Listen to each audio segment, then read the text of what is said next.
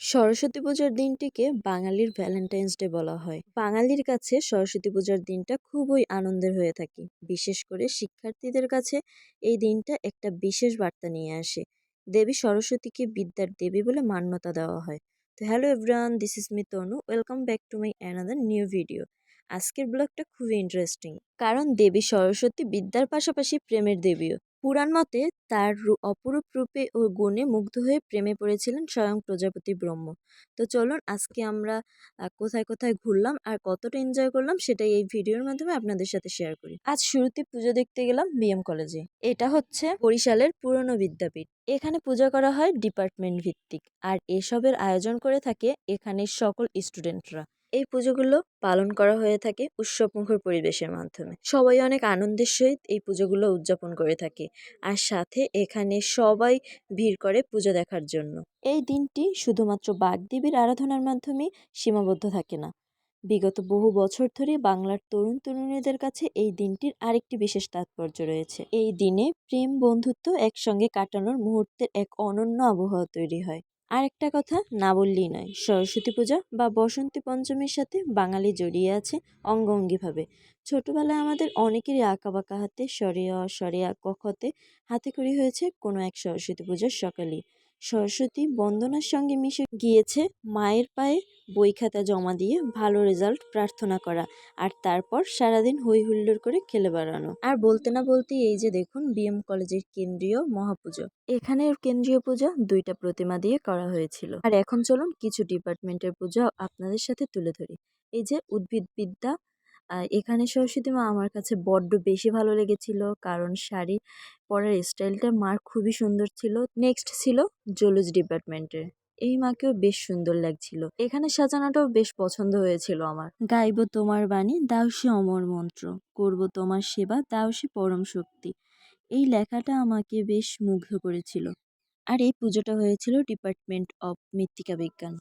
দেন এই তো আমরা একটু ফটোশ্যুট করে নিলাম, সাথে ভিডিও করে নিচ্ছিলাম। বেশ অনেকদিন পর আমরা বন্ধুরা মিলে একসাথে বের হয়েছি। আর সরস্বতী মা যে প্রেমের দেবী সেটার প্রুফ এই যে দেখুন। যাই হোক, এই পুজোটা ছিল দর্শন বিভাগের। আর পাশের মণ্ডপে যেতেই চোখ কেড়েছিল এই যে শিক্ষাগুরুকে সম্মান করো। কথাটা আসলেই সত্যি, তাই না বলুন? শিক্ষাগুরুকে সম্মান না করলে কখনই জীবনে ডেভেলপ করা যায় না। আর এই পুজোটা হয়েছিল সমাজ বিজ্ঞান বিভাগ থেকে। খুব সুন্দর লিখেছে তারা। আর পাশে যেতেই এই থিমটা আমার চোখ কেড়েছে। এটা হচ্ছে ইতিহাস বিভাগের।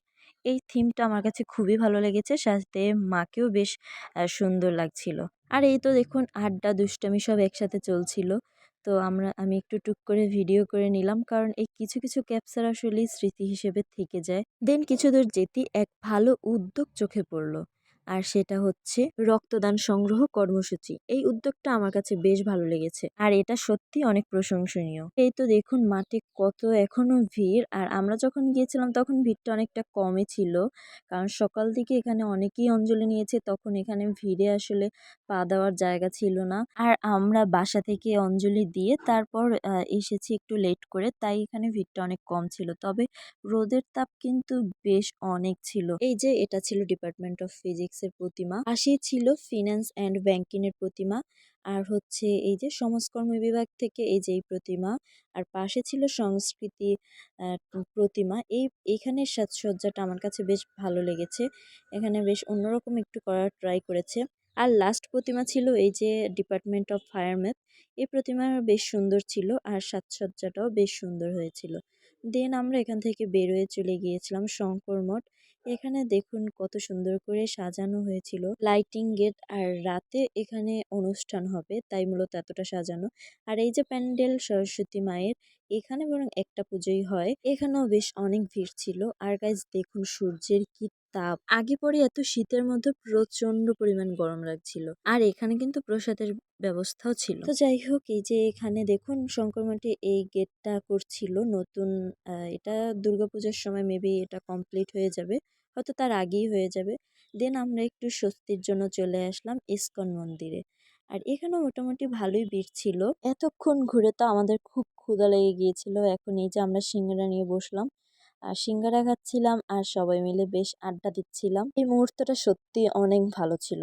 তো এখান থেকে রেস্ট নেওয়ার পর চলে গেলাম রামকৃষ্ণ মিশনের মাকে দর্শন করার জন্য। আসলে বাঙালি মননে উৎসবের মধ্য দিয়ে সবাইকে আপন করে নেওয়ার যে একটা আন্তরিকতা দিক রয়েছে, তার থেকে কিন্তু শাস্ত্রীয় একটা অনুষ্ঠান হয়ে ওঠে শৈশবের বেড়ে ওঠার সাথী, কৈশোরের ভালো লাগার সঙ্গী। তাই এত বছর পরেও কিন্তু আমাদের মনে সরস্বতী পূজার টান আমাদের মনে সর্বদা বিরাজমান। আর এই সরস্বতী পূজাই হয়ে উঠেছে বঙ্গ সমাজের অকৃত্রিম প্রেম দিবস। আজকে ভিডিওটি আমার ছিল এই পর্যন্ত। যদি ভালো লেগে থাকে তাহলে অবশ্যই do like, comment, share and subscribe my channel. আর পেজ থেকে দেখলে অবশ্যই একটা ফলো করে দিবেন। আমার ভিডিওটি দেখার জন্য সবাইকে অসংখ্য ধন্যবাদ। সবাই তনুস লাইফস্টাইলের পাশেই থাকবেন। দেখা হবে নতুন কোনো ব্লগে। ততক্ষণ পর্যন্ত সবাই ভালো থাকবেন, সুস্থ থাকবেন। Bye bye.